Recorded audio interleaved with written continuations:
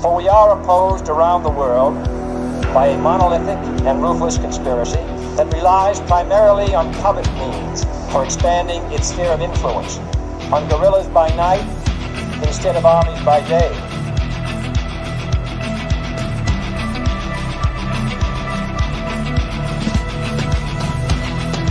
On infiltration instead of invasion, on subversion instead of elections. If I were the devil, I'd take from those who have and give to those who want it until I had killed the incentive of the ambitious. Violence and vandalism is being led by Antifa and other radical left-wing groups who are terrorizing the innocent, destroying jobs, hurting businesses, and burning down buildings.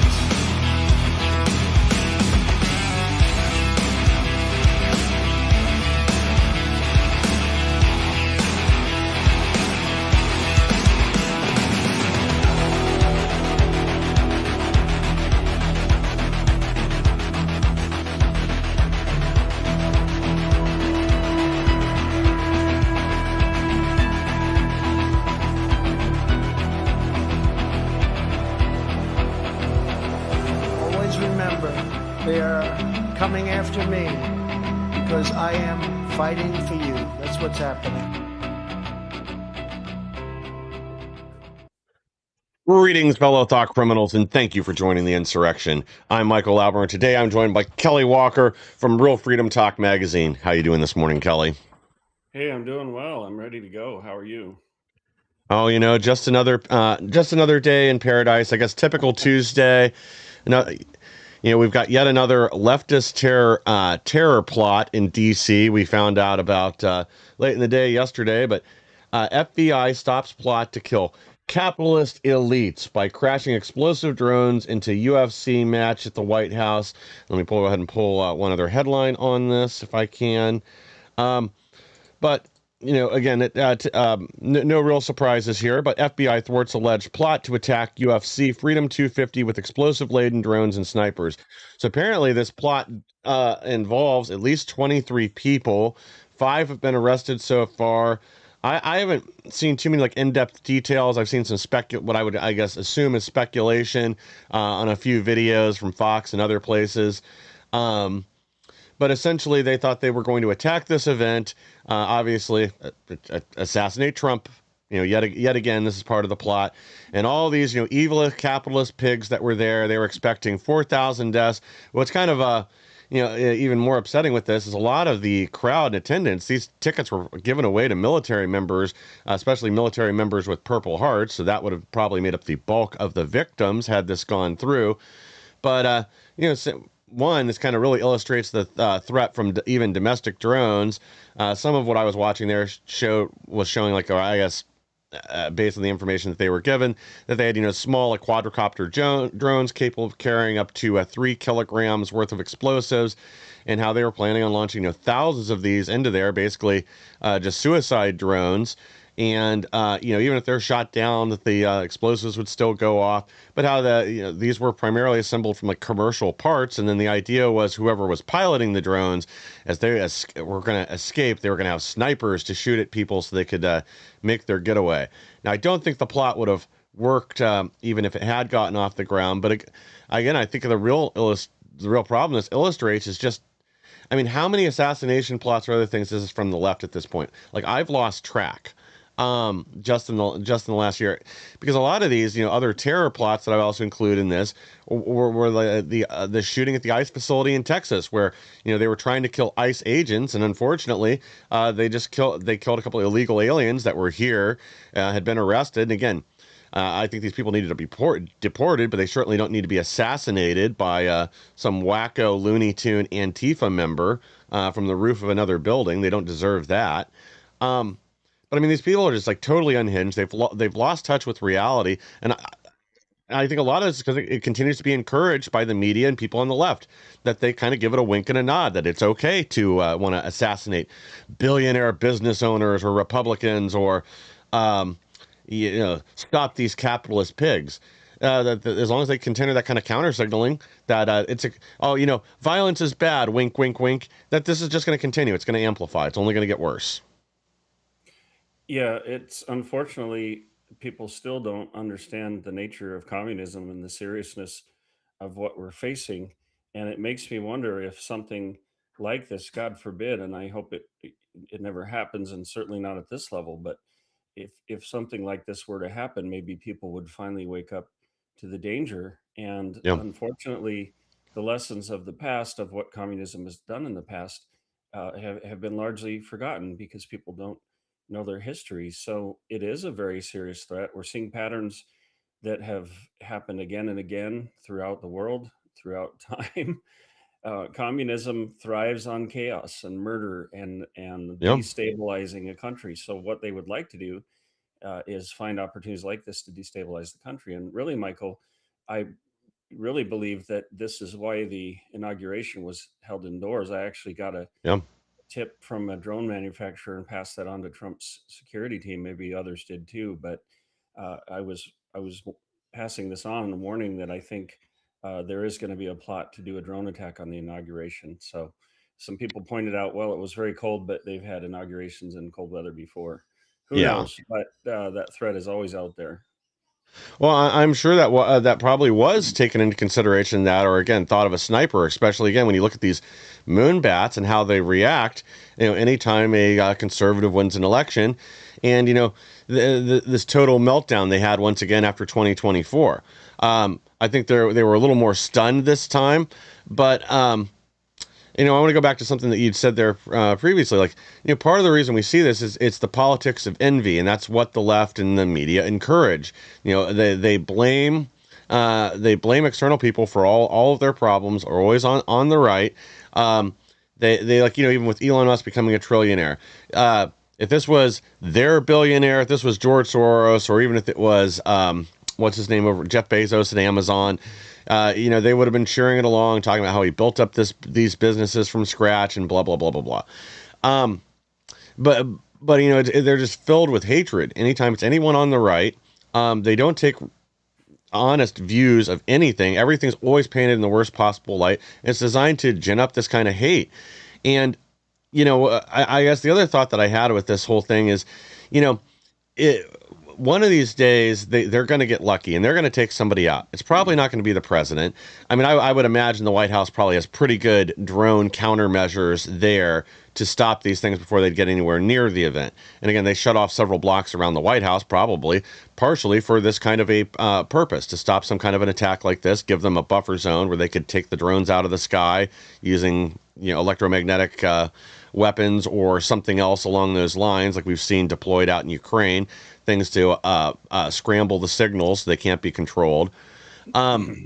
But when is it going to happen that you're going to have five of these rejects get together and decide, what, we're going to assassinate so and so? It doesn't matter if we're trading our lives for theirs. They're going to attack an event, and as we've seen with Secret Service, I mean, their ability does seem to have deteriorated greatly in the last few years. And I'm not just talking Butler, PA. I mean, look at this last attempted assassination at the press correspondence dinner. I mean, this guy walked into a little room off to the side of the main hallway, got the weapon there, and almost made it into the room for the main event because security wasn't paying attention. They were taking down the metal detectors and other things, didn't pay attention to the dog when it alerted. So, I mean, their skills appear to be greatly diminished. And again, if you got five people willing to trade their lives for this, I mean, I can imagine dozens of ways that they could be successful, take out their target, and again, that's all their goal is. They don't care about anything else. That was something I noticed about that press dinner, was just the inattentiveness of the agents. That's absolutely inexcusable. I've practiced for years and years just getting into that habit of being aware. I step out of the car, I step into a new environment, I'm scanning everything. I wrote about this in my guidebook for a son to teach young people to do this. And the best way to stop an act of violence or tragedy is just simple awareness. So Yeah. it was frightening because the agents were staring off into space, who knows what, and this guy just strolled in, and that's when they're going to try to do something. is when you're letting your guard down. But these people in these positions should never let their guard down. Never, ever, ever. You're constantly on high alert, especially at an event like this. There's, Yeah. you're constantly scanning the room. Look, I first time I started learning about some of this stuff was way back in college when I was sergeant at arms of a kind of a Toastmasters club, and this guy running it said to me, and here I was like 17 years old. He said, "As sergeant of arms, you have to be totally aware. You have to know everything that's going on in the room," and that was simply for serving the people around me. But Sure. if you're Secret Service, you have to be completely on. There's no time for daydreaming, sitting around, visiting, chatting. Um, it's Yeah. this is not the level of service that we're supposed to have. Well, I guess what really disturbed me with the press correspondence dinner was the reactions of a lot of these people that I assume were Secret Service, otherwise they were in security roles. Now, maybe if the one guy was just a metal detector operator, which I would still think that would be Secret Service, okay, fine. And I don't fault some of the other people that ran and ducked for cover when this is going on that were not Secret Service or diplomatic security or whatever. But a lot of them were running for cover and panicking. And again, being frightened right when the first gunshot happens, if it wasn't if you're not seeing it, jumping to attention, okay, understandable. But a lot of the other ones that, again, ran and ducked for cover, we all saw the videos. You had the one like Lady Ghostbuster over there again, too, same thing, panicking and hiding. And this is unacceptable. You're there. Well, they used to always tell us, about the Secret Service. And I kind of remember this back from watching movies like In the Line of Fire and other stuff from, back in the 80s and 90s, older films, that, they were there to protect the president no matter what, even if it cost them their lives, that they were going to dive in front of the bullet and in the line of fire, like literally. And that was their role. That's why they were there. They were going to protect the leader of the free world, no matter the party, no matter the cost. And that doesn't seem to be what's happening now. Now, again, I'm glad the FBI intercepted this plot, made these arrests. I hope they get the remaining, whatever it is. I think they said there was a total of 23 suspects. So I guess that'd be 18 left still that are out there. And again, these people should be prosecuted for the fullest extent of the law. They should all be charged with attempted murder and terrorism. They should be locked up, made an example of, and they should never see the light of day ever again. And it seems to me if Secret Service agents are firing at someone's back, they've already failed. Yeah. Because they should be firing at someone charging toward them, not waking up, and then the guys run past them like a wide receiver, and they apparently didn't hit him even. So No. completely ineffective there. And it also concerns me because we know that there are deep state, whatever you want to call them, just opposition people in every agency right now. DOJ is full of them. Yeah. Secret Service, I'm sure, has some. There is this contingent of this enclave, this little kingdom called Washington D.C. and the surroundings that really doesn't want anybody who's going to give power back to the people. So that Yeah. I think it could be plausible deniability if some Secret Service agents said, "Oh well, we tried," but maybe their heart's not really in it. You got to question that sometimes. Yeah, and that's sort of the big fear around the Butler assassination. I mean, there's just so many things around that one that don't add up. Again, like I've said this before, I can totally understand how if he had taken the shot from a kilometer away from a hole in a fence somewhere, I can totally understand how that could get missed. I mean, they should have still had a big, usually you'll see them bring on the flags or the big screens or the other stuff so that you can't see into an event from outside.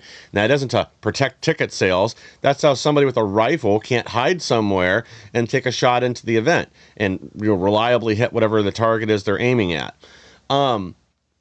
We saw none of those precautions. This guy was on the roof. They were notified by the cops. I mean, it's just endless holes in the security plan. Enough so many that I just don't see how this could have happened naturally. And when you look at even with the correspondence center, did this guy hide this firearm, this 12 gauge shotgun in this little room to the side first, as was suggested, or did he have stuff down his pants leg and then step in there to pull it out? I mean, there's so many questions around that. And to your point again, how did he get past so many security guards and Secret Service agents and almost make it into the room before they stopped him? And again, they took multiple shots at the guy, didn't hit him. They definitely need to be going back for some requalify as a marksman once again, because again, we're expecting these people to protect somebody, a VIP, one of the most leader of the free world, or others. We've already had this other guy pulled off Vance's detail for what you were saying, Kelly, for essentially corruption. That cared more about protecting the cronies in D.C. than doing the job. The response by Todd Blanche's DOJ was puzzling to me because obviously the answer is we need to finish this dining room. Um, Yeah. really, I don't see the strong connection there. Maybe you could secure an official dining room a little bit better, but the problem is that the Secret Service didn't secure the location where the president was Yes. speaking, and well, okay, press correspondence dinner, have that at the new dining room, sure, but the president goes to any number of events that aren't going to be there. So to me, that was a cheap political trick. Yes.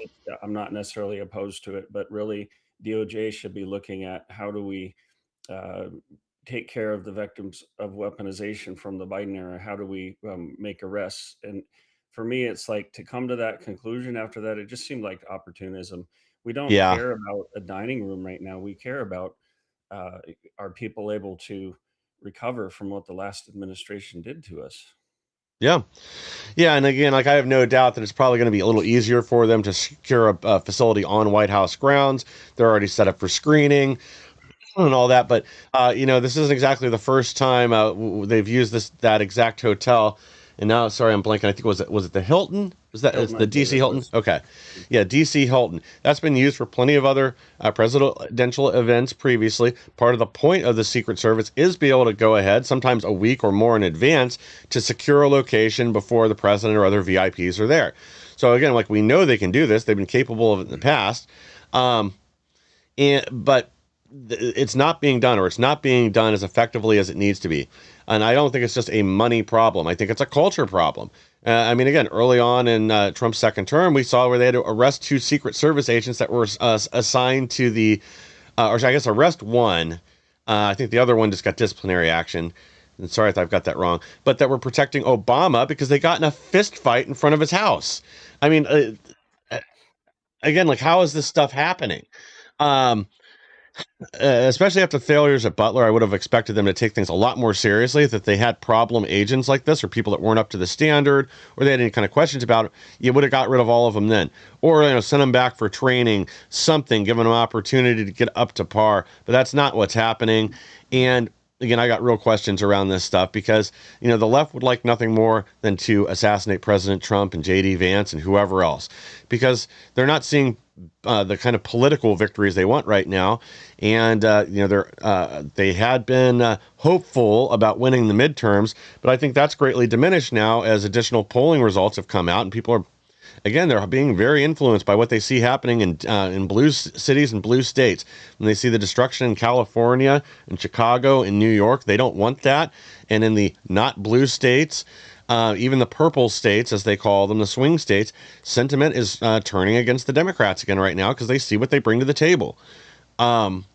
But yeah, something's got to be done because this isn't going to be the last assassination attempt. I mean, I get that this one sounds kind of crazy and it sounds like, there's no way they could have pulled it off, but we don't know that yet. Even though that is how it's kind of being portrayed by a lot of the dinosaur media, that it wasn't a serious threat. But you had 23 people involved. So far, they've made 5 arrests.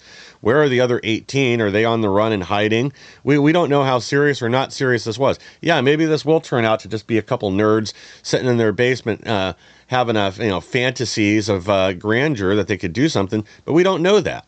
And I think as more details emerge, I wouldn't be at all surprised we see this. There was at least some component of this that was very credible. Or again, they would have announced that they made the raids and arrests on Sunday prior to the event. Well, it could always be that the people who were intending to carry it out were stooges, but there's Yeah, something deeper behind it, a bigger level of planning. And I think sometimes it comes down to just they continue trying and seeing which one's going to succeed, which almost like yeah, analogous to a drone attack. You can send 1,000 drones against a ship. If one of them gets through, it can cause immense damage. You can get 999 of them. So Yeah. um, it's attempt after attempt after attempt. Is somebody driving it? Is it just a bunch of wackos? In one sense, somebody is driving it because politically, it's generating these wackos, whether they're directly controlled by someone or not. Yeah. It's a strategy that's psychological as well as probably direct and planned. Yeah, well, I mean, it's a whole clown car filled with the mentally deranged directing this, and some of them just the plain evil that want to again accumulate power. They do want to destroy this nation. I think a lot of these people on the left, the ones at the top, see the United States as an impediment to global domination, to going to their dream of a one world government or an extranational, international organization that really controls the strings on governments around the world. And you can bet your bottom dollar, if you remove the United States as a beacon of freedom, that any other countries that are trending in the right direction right now, especially down there in South America, places like Argentina and El Salvador and others that have made these great strides towards freedom over the last few years. Let's not forget, the only countries in Europe that are actually somewhat holding their ground over in Poland and Hungary. Those will be stamped out like that. It won't even be 24 hours, and there will be some reason that leadership's removed and the country's taking a very different path. And we're already seeing that. I just saw, we're not going to get to this story, but, they're now trying to put laws in place in Hungary to prevent Viktor Orban from ever running again. And there's even talks of expanding that to other members of right-wing fascist parties. And this is the same game they've been trying to play in the UK and in France to keep National Rally off the ballot in France, using procedural maneuvers and other things to do it, or changes in the law, is what they were trying to do in the UK and other nations. Look at Germany. They're still going after AfD, even though they're always the victims of attacks from Antifa and other radicals or Islamic terrorists. But instead, they're always the problem. It's their words are treated as violence our words are treated as violence, whereas their actual violence is just treated as it's the voice Yeah, of the oppressed. yeah, mostly peaceful protest. Yeah, violent, mostly peaceful, or fiery, but mostly peaceful. Yeah. And this is kind of the problem that you had in the Roman Empire. You still had a civilization that had been in place for a long time, trying to deal with things in a traditional manner, but you had people coming into the borders that were more wild, lawless. Some of them wanted to be a part of the Roman Empire, and when they weren't given equal status, they attacked. It's complex, but we Yeah. have elements that have come into this country that don't share our values. And Dinesh D'Souza came and spoke at our coffee shop in Tucson back in Mhm. 2021 and said, that our flag isn't their flag, our nation isn't their nation. We Yeah. essentially have two nations coexisting right now, but our side wants to do things the way we've always done them. We have process, we have the Constitution. The other side, all bets are off. And unfortunately, like you said, a lot of the Republicans, people we need to stand up against this, are absolute cowards. And some of the Yes. Republicans themselves will say that about their colleagues. They're trying to maintain status quo, keep their perks, and they're not warriors. We need warriors because we are at Yeah. war and we have been for a long time. Yeah, and you're exactly right. And we need people that treat the threat for what it is and will actually address it and take a stand to use the power that they've been given through their elections. And we said this over and over again, but it's not changing. And, I just don't understand backing down the level of cowardice that I've seen on most of these things. In the last 18 months, if we had really grabbed the baton and run with it, we would not be ever right now discussing low turnout at elections or the possibility that the left could win the midterms. But the whole reason there's a possibility that they may pick up seats still is because a lot of the American people are just furious with Congress and with inaction at the DOJ and other things. I mean, most of Trump's executive orders should have been codified into law, and even if that meant that you put them in front of the Senate and that Thune was the reason they failed, at least they'd be trying. At least something would be happening, and we could direct our anger at Thune and the rest of these rhinos in the Senate. But their inaction is not allowing that. The DOJ not making any real arrests and keep dangling carrots out in front of us. We voted for to take down the deep state. We voted to take down the Epstein class of criminals that are in and outside of government. But we're not seeing that. People are sick and tired of that. And I want to go to one other story. Actually, let's go ahead and jump here to our next one, and that's FISA. Because I was confused a few weeks ago when Trump suddenly came out in support of FISA, but now it looks like he may be against it again. Because this was literally something he ran on, is ending the weaponization of government that he was a victim to, and many others were, through illegal spying. Because it isn't just Arctic Frost, the ones you hear about now. I mean, this goes way back to Russiagate and how they manipulated FISA.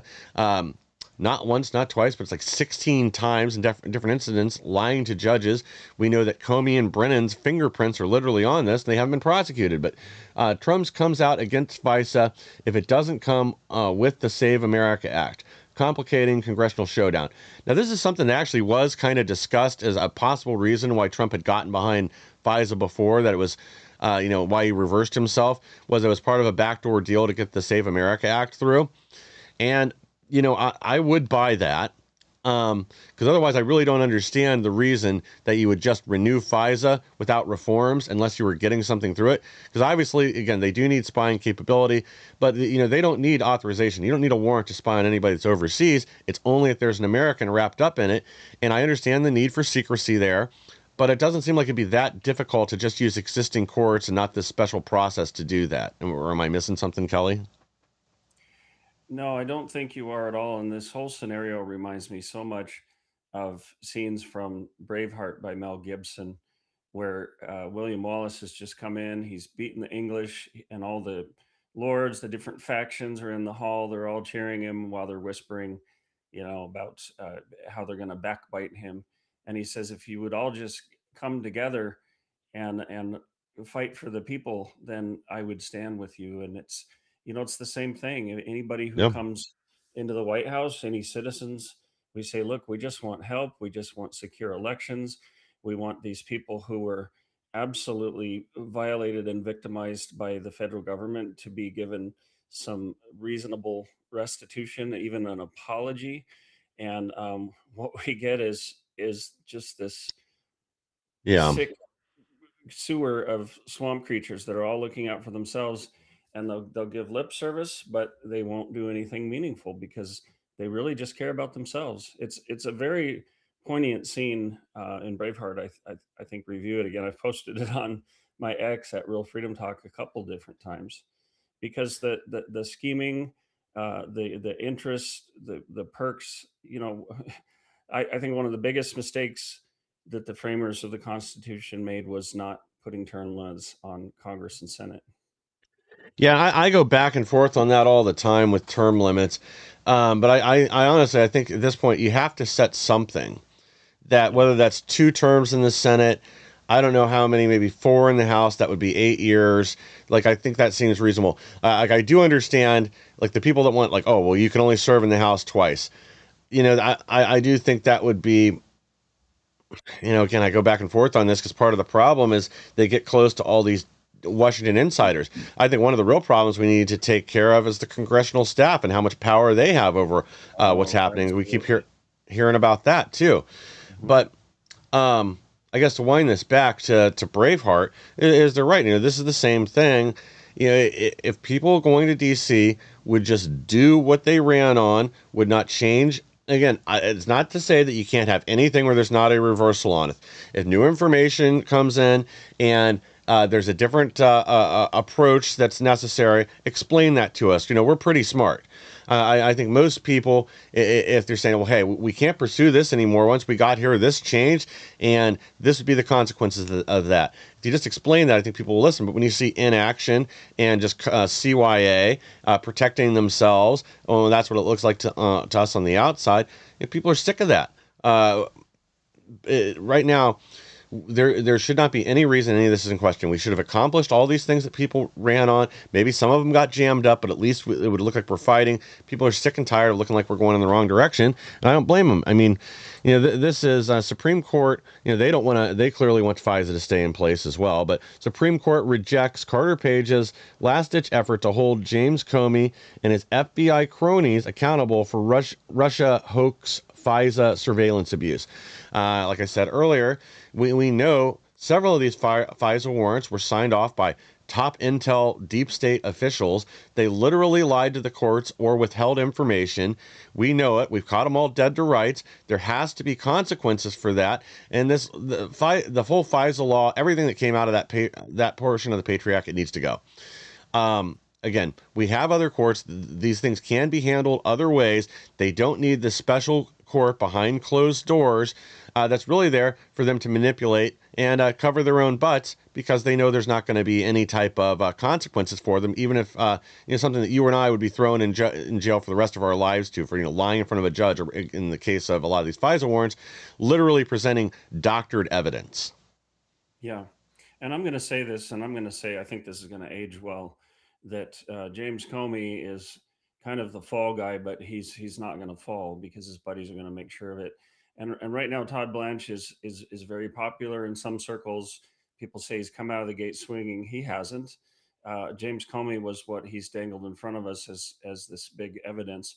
And by the way, Blanche has been running the DOJ for all 18 months. Yeah. Like Dan Bongino said, the DAG runs the agency. Pam Bondi was a mere figurehead. So we've had no arrests. Take the targeted appearance or J6. Nobody, to our understanding, has been fired from DOJ. Nobody's been held accountable. But they'll dangle Jim Comey out there as if, oh, we caught him with the seashells and now we're going after other things as well. But I think they know, just like I think they knew that the weaponization fund was never going to fly. I think they know that there's very little risk of Jim Comey actually going to prison, and we're being duped. So Yeah. just come back to me when we all find out that Todd Blanche was just the next AG to stab us all in the back, and I'll have trouble not saying I told you so. But right Yeah. now, I say these things and I back them up with facts, and I get people taking shots at me. And I think the problem is people so want to believe that somebody's on our side, but Todd Blanche is not on our side. I can tell you that, and this is going to age well. Yeah, I mean, to take this back to Comey again, I think you're probably right. Now, maybe we say him take some kind of a slap on the wrist plea deal if enough things stack up or it becomes blatantly obvious. Because beyond the 86-47 thing, there are some other facets of this case that are pretty damning. So I wouldn't be at all surprised to see. Well, if you don't have the judge to straight up throw things out like last time. Last time they tried to prosecute Comey for the mortgage fraud and other things, they don't have some judge essentially just throw it out. Maybe he'll take a plea deal. Maybe he'll do he'll have some probation for the next few years. Not that that'll change anything. And maybe he'll have to pay a little fine, couple $1,000s, something like that. But I don't expect he's not going to be doing 20 years in jail. The other one that people bring up is I always forget his name.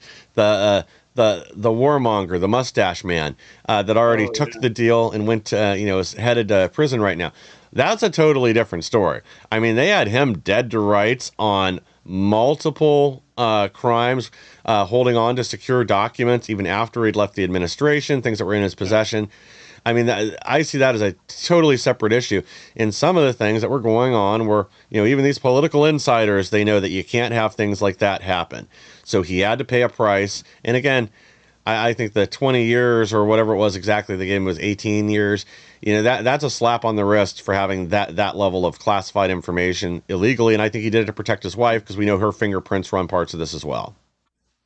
Yeah, and remember Peter Strzok's insurance policy and Yeah. Senator Schumer saying they have 6 ways from Sunday from getting you back. A lot of people are into Q and trust the plan and all that stuff. The Yeah. bad side has quantum computing. The bad side has very detailed plans, and to trust that ours is better doesn't necessarily follow. They have a lot of the resources, and of course they'll let people take a fall. But the ultimate goal is the survival of the deep state. I watched with disgust as Merrick Garland on his last day left the DOJ building with a double line of people applauding him and treating him like a hero, a man who's done so much damage to my family and others. And I've told you this before, but when twice I've gone in to meet at the DOJ, the lady who let us in, very nice lady by the way, but she's worked in that position for 50 years. Yeah. I mean, the deep state protects itself. That's Yep. bottom line. If some people have to take the fall, they have to take the fall. But we gotta keep our gravy train with biscuit wheels here because we've been going a long time. That's Yeah. that's where we're at. Well, pretty much, and it's protecting their friends. Really, a lot of it's about are these elite social Yep. circles in D.C., the cocktail parties, and they don't want to be seen as the one that disrupted that put somebody in jail for the crimes that they committed, or in their opinion, were probably forced to do because otherwise they had to protect the country from Orange Hitler or from whoever the current conservative fascist is, as the left says. Um, but you sent me a video before we started, and well, let's jump into that next. Do you want to set this up before we play the video here? Sure. Well, I've been fighting for over 5 years because I saw what was happening in this country. We had a coffee shop in Tucson that became sort of Patriot Central, where people could come and we'd try to help them with their problems. They'd meet everything from the mask mandates to the vaccine mandates. One big thing that arose was just how our children were being abused in the public schools, starting with the COVID protocols that were literally driving kids to suicide. Yeah, And then it went into CRT and transgenderism and everything else. So some of us, parents were coming to me and saying they're driving our kids to suicide. This is evil. We finally see what they're teaching in the schools. yeah, And I stood up as a voice and got arrested twice simply for speaking. I've never been violent. So yeah, I decided I'm going to fight for what's right and for a lot of people, and that's been ongoing. And in the process, I was a victim of weaponization by Merrick Garland, probably victim number one. I'm actually in the documents that were revealed supposedly by the DOJ at last week's just completely whitewash roundtable. yeah. um, so I've been fighting to help people have a voice to get some reasonable restitution for people, get their lives back that were stolen from them. And you'd think that'd be simple. Hey, here's what the government did. It was illegal. It was unconstitutional. Let's set aside a reasonable amount to restore these people because they were brave. They were heroes. They stood up. They did the right thing. But nothing's simple in Washington, and No. and I have to say, this video that you have is going to explain the most recent parts of the process and the frustrations I've had, where not only have these grievances not been addressed, we've continued to be demonized as the targeted parents for trying to get some help and trying to get some answers. Yeah, and that's again a big part of the problem is a lot of this does just seem upside down and backwards. I'll run the video here in a second, but you know, we were supposed to be getting some help and some relief, and that's not what we're seeing. Again, we're seeing the wagons circled and people protected.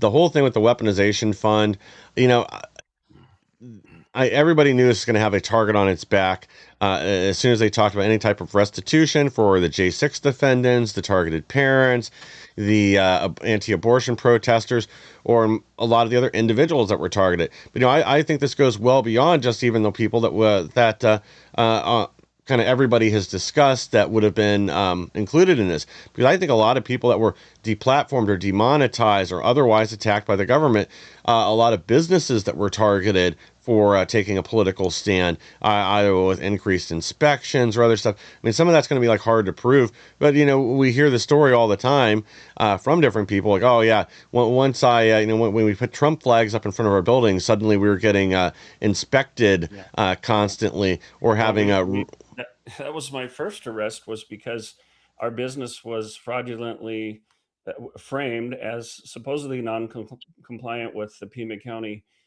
COVID resolutions, when in fact we had passed every single inspection. So it was all just political targeting, yeah, and that was the first arrest because I went to a board of supervisors meeting to legally air my grievances, and I was supposed to have 3 minutes. 30 seconds in, they had me handcuffed and arrested. The second one was sitting in an office meeting talking about the forced masking of a child, making him pull a mask out of the trash and put it on his face. yeah, And so, but here's where Garland was very devious in this, and you'll see some of this in the video. he tried to get the DOJ staff to find a quote unquote federal hook to indict parents federally. He couldn't get it. So what did he do? He worked with local authorities, called them his partners, and achieved his objectives through them. It's very, very transparent. So now the DOJ tried to come back to me and say, well, it's a state issue where there's no federal remedy. But I've persisted and I've said, no, it's not. Because if the Fed is driving the whole thing, enabling it, writing the very letters that justify them to put an FBI threat tag on parents, then they are responsible. It's like hiring a hitman. Yeah. So the video, I think, is very telling, and I'm hoping we can just get this out to everybody, because we need to expose this. And the DOJ, instead of taking responsibility and even doing something as simple as saying, we're sorry that the Garland DOJ did this to you, they actually are still calling us terrorists. And that was the Yeah. shocking thing to me. Yeah, and the last thing I'll bring up on this before we run the video is, right now we're kind of hearing the same thing out of various people in DC when it comes to the people now taking a stand against the data centers. They're out there talking about that they're going to treat them as if they're domestic terrorists. Now, again, if these were groups that were kind of like taking a page from the Earth Liberation Front or whatever it was called, the one that back in the 80s was spiking trees and putting chains in, committing, again, literal acts of terrorism to save the environment, and were responsible for numerous deaths, actually. If you had people like that were literally going around burning down buildings or whatever, yeah, those are domestic terrorists. But somebody standing against it or trying to organize signatures or whatever because they don't want these in their area, that's their opinion. That's their right. And case in point, I wrote an article and published it. I think the Gateway Pundit ran it. I put it on realfreedomtalk.com. And I just said, look, it's been a year. We haven't seen any progress at all. All these people are waiting. They're suffering. We've had parents commit suicide. If DOJ doesn't make any steps at all, any measurable progress, by January 15, because the parents are so desperate, I'm going to have to write an article saying you've done nothing at all. Based on that, Vance Day, who is Todd Blanche's senior counsel, sat there January 23rd and talked to me and referred to that article and said, it's the position of DOJ that we don't negotiate with terrorists. Now, if they're going to call us terrorists because we say we're complaining and saying you haven't done anything and it's been a year, and if you don't do anything, we're just going to communicate that to the public. If that's what they define as terrorism, we're all in trouble. And that's why, even though they've got some pretty thin skin, small issue, it has big implications for everyone. Yeah, if that's their definition of terrorism, they've got some pretty thin skin, and we definitely need to get some a little tougher people there in D.C. All right, let's go ahead and run this real fast, and then I'll get your response. We were targeted politically and became an enemy of the state just for standing up for your own beliefs.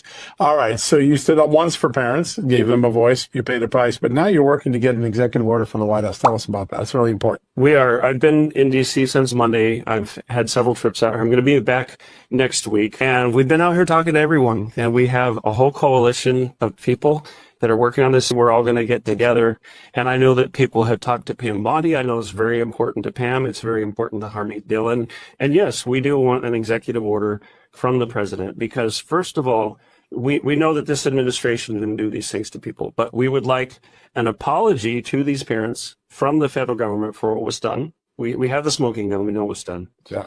And then we want restitution for the parents who actually suffered economic harm. People lost homes, lost jobs, they went to jail, and the whole thing was fraudulent. We know that. We have all the information on it. So we're so glad this administration's here. In fact, Sharona and I just met with Ed Martin, had a great meeting with him. We talked to Vince Haley.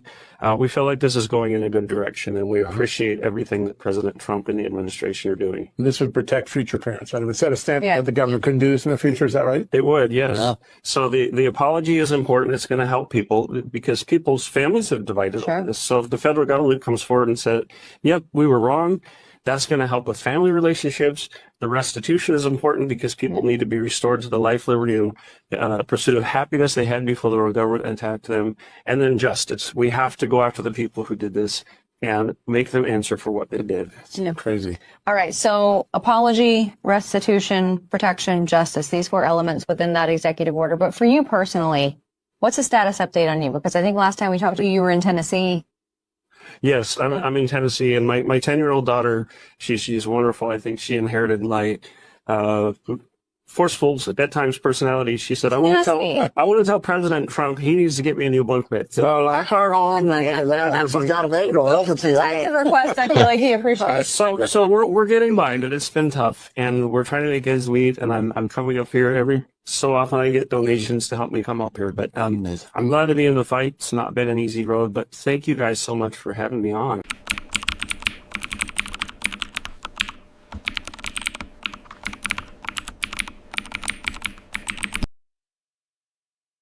The federal government can't fix a lot of what happened. The federal government broke.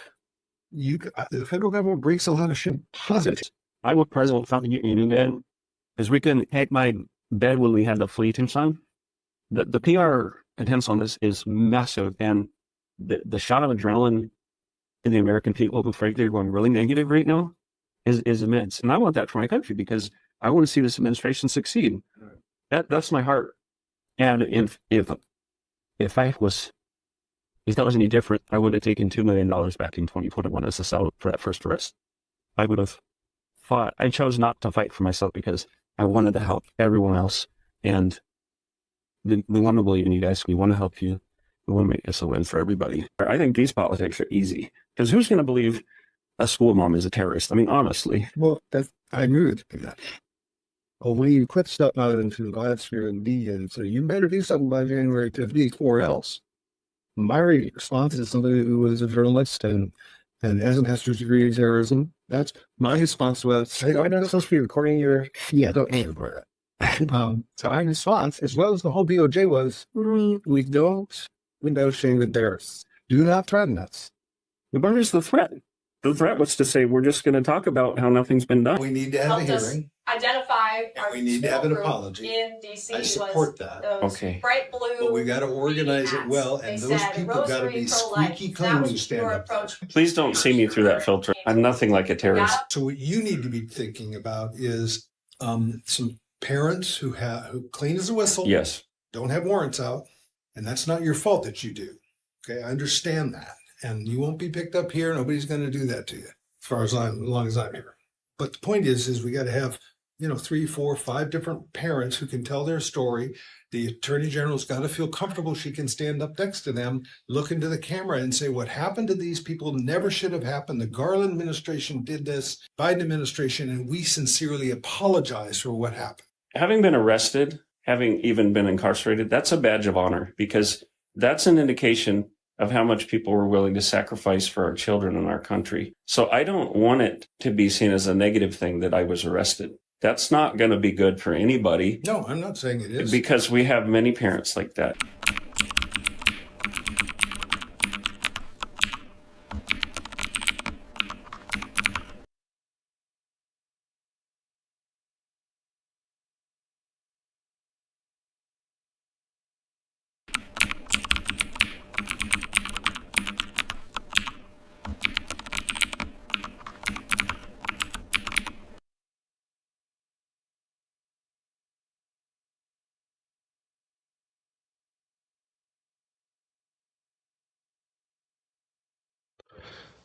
All right, we're having some sort of a technical issue. We lost Kelly. I'm actually trying to get him a link right now to rejoin so we can kind of go through this because that was the whole point, was to kind of set up what his experience has been and contrast that with what we're hearing now and just how off course we seem to be at the Department of Justice. So, sorry, guys, bear with me for a second. I know I'm looking off the screen. I'm trying to get the software that we use to connect our guests to restart. But it does make you wonder if some of these things aren't kind of planned or orchestrated somehow. Because, yeah, we've never had this issue before. I've never had this particular issue where it's literally just this app not working and the session disappeared. We maybe have to bring Kelly back on another time to get through this because we're about out of time. So I guess I'll hold it there because I know Kelly will be with us again next week, and we can kind of go through things there. And I guess in the meantime, I'll round this out through a few other stories that we had here real quick. Because, yeah, I'm not sure exactly what caused this. And sorry, guys, I'm still trying to get this straightened out if I can. Okay, I'm going to probably, I guess, just have to give up on this. It's not working correctly. But let me just get to a couple other stories, and then we'll wrap things up for the day. We are almost out of time regardless. Democrats melt down over $1,700 education tax credit in Trump's big, beautiful bill. Complain private schools can reject students for bad grades and behavior.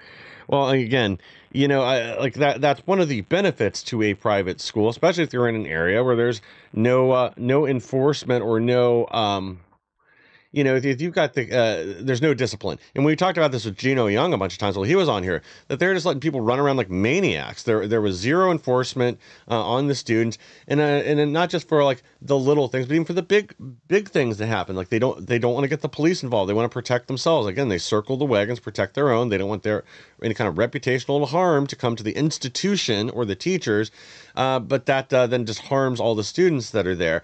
Because again, if you're not creating an environment that people can actually learn in, and there's no discipline whatsoever, then obviously you're going to end up with more and more behavioral problems, and other students are not going to be able to learn. They're not going to get a good education. But really what this comes down to for Democrats is protecting their cronies in the unions and the teachers, because a lot of these private schools are giving them a run for their money, especially as our government schools continue to deteriorate in a lot of places. But again, you can tell what side who butters their bread. Especially in like the examples they talk about in like the worst cities and all that. This is where these private schools, the Christian schools, the charter schools, this is where they can really make an impact. And again, the parents in the areas tend to want these programs because they want opportunity for their kids, especially, again, if the government schools are failing, which across the country now they are. I mean, you look at a lot of these things that are happening where, you have students in high school that can't read at a third grade level. They don't know anything. They're being indoctrinated, not educated. And this decline has been constant since the formation of the Department of Education. So something clearly needs to change, and it needs to change both bottom up and top down. And I think that they see charter schools, again, as a threat to their monopoly right now on indoctrinating your children. So things like this, we have to have more of this, not less of this. We have to get government as far from the business of educating the children as humanly possible. I mean, honestly, I think things need to go back to the states, but I don't know that that's even enough, because a lot of these states, like California and others, they'll just go, it'll be full send on indoctrination and weaponization of your kids. They won't learn any reading, writing, arithmetic, but they're going to sure as shit know all their pronouns and know that America is an evil nation based on slavery and nothing else and must be destroyed. It'll essentially be struggle sessions from the Glorious Revolution in China in all our schools in California and Chicago and other places. But I think that will also, in say 38 states or more, probably a little more, because I think in some places even the Democrats may care that their kids are not being educated. But we could actually go back to giving kids a real education, giving them skills they actually need, teach them critical thinking, and prepare them for the world instead of preparing them for a cry closet. But that isn't going to happen unless we actually stand up for this and fight for it. Let me see if we've got anything else I can sneak in here real quickly before we wrap up. Because some of these I want to kind of save for when we have a guest. I'll give you a good one. Well, Elliot Page, whatever it calls itself now, is mad because they're getting mocked relentlessly over their definition of healthy masculinity. Now, I was unfortunate enough to see part of this podcast. She talks about how they first responded to testosterone, which is funny. That is a very feminine reaction. But it also just clearly understands these people are clueless. They don't understand. And, I think after watching, and again, I did not watch the whole interview. I watched several segments of it. But, I mean, this just shows you can't watch this not come away thinking this person is mentally ill. That something needs to be done here. They need some kind of help they're not getting. And they've already destroyed themselves over it. I mean, hopefully, if nothing else, they can be a warning for others. But even that, now, again, this type of mental illness continues to be glorified. we've said it's been said ad nauseum, but left believes in science until it comes to grade school biology, but then it's all about your feelings. And this is again why we need to take control of education again, get something back to something sane, consistent, and honest that again delivers the skills that people actually need to go out and lead a successful life. All right, guys, we are about out of time here, and sorry my phone is blowing up trying to get Kelly and others trying to reach me right now. But again, I want to thank you guys for being here today. Please like, share, and subscribe. Help us to grow so we can bring more people the news the mainstream media doesn't want you to hear. And I'll be back tomorrow with even more. Thanks again, guys.